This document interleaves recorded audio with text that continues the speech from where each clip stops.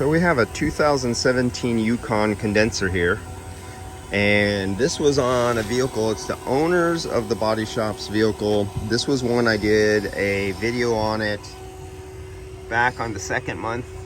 You can see right there. And I recharged it, and he had it sitting for like 2 years without air conditioning. He got it on a good deal. Yeah, driving one of these when he lives in a place where he has to pay like almost $7 a gallon for gas, and driving a Yukon is kind of hard. He just said it was $150 something, $170 to fill up his tank on this car. So he got a new condenser, as you can see in there, and he said it was OEM, but it's not black. So GM has switched their condenser suppliers, because if you look at that tank right there, that tank is not the original like GM used. Made in Mexico. I didn't get to see them put this one on. And you know, I told him it was leaking on the condenser, and he goes, well, you know what, when I took it apart, the O-rings didn't look good. Now the O-rings are over here, and I have pretty easy access to them. They're right behind here. I could get them from below, I could get them from above. And I think I walked this on an earlier video of me going through the high pressure nitrogen test, the ultrasonic maybe. I put bubbles. And at that time, when I did this, everything was clean and dry. And I don't know, let's see if you can see it. Let's get it in the sun here and see if you can see the shadowing. But you could see the shadowing and the dust collection down here. And you could see the shine. You could see the shine of the oil residue.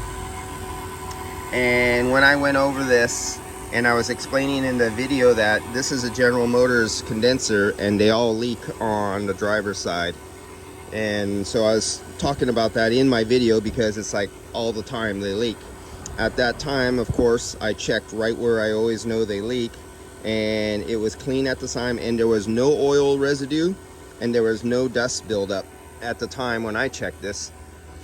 And after filling it, the electronic leak detector or any other method did not pick up anything. And this is one of those ones where it reaches a certain temperature and the metal expands, it has a fracture, and it starts leaking. And then you can usually turn it off, let it cool, the pressure goes back down, and say you knew exactly where the leak is, and you put your leak detector there, nothing. You put bubbles there, nothing. Well, you go and drive it on a hot day, you move from, it's 60 degrees right now, then you go somewhere he lives where it's 100 and some degrees. You have a really high pressure. The metal on here will go up to say 180, 190 degrees. The metal expands where the fracture is, it opens up, it releases gas. Drive it, turn it off, the metal cools, the pressure goes down, the fracture closes up, it has a thin oil film, it seals at that pressure under a static load. But when it goes back into a dynamic load with a higher pressure and temperature, it leaks again. And there we go. And then when I hit it with the light, you could see the green all down here, right there.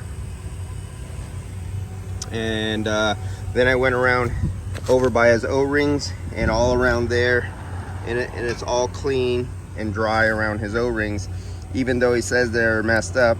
And I go, oh, the guys who put it together kind of like did a oomph job on it, huh? They were, you know, his guys restored it. And one line was messed up too that he discovered when he took it apart. So this is one thing. When your employees don't tell you they had a hard time pushing something on and they forced it in, and on this transmission line, but then the owner comes back and changes it himself, and then discovers that he has some cuts on his hand because it was stuffed in there so hard, forced in there, that he couldn't take it out, and he was jamming it, and it gave way, and he hit and took off some skin off the back of his hands. And you discover your employees didn't tell you that they had a messed up line and they just forced it in there. And that was one of these conditions.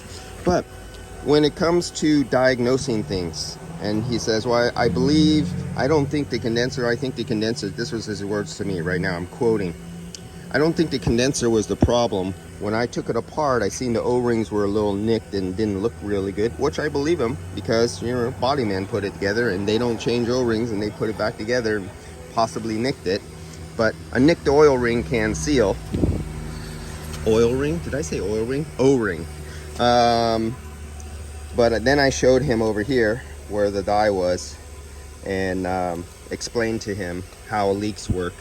And we're in the automotive business, but there's a lot of shops who repair on beliefs. We don't believe how things fail. We don't believe how they get fixed. We don't guess. We don't assume.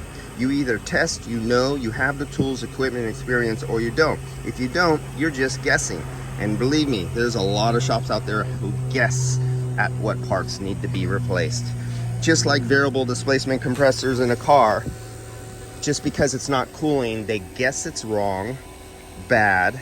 So it's only the actuator, the $30 actuator, $20 actuator, and they replace a $500 or $2,000 compressor job because they believe, they guess, we assume in our experience. And yeah, in your experience, that shop who was guessing all these bad compressors with variable displacement compressors were bad, and they're selling their customers $500, $2,000 compressor jobs, and all it was a $20 to $30 actuator. What is that called? That's ripping somebody off. That's stealing. That's lying. That is not automotive repair. That is straight up guesswork.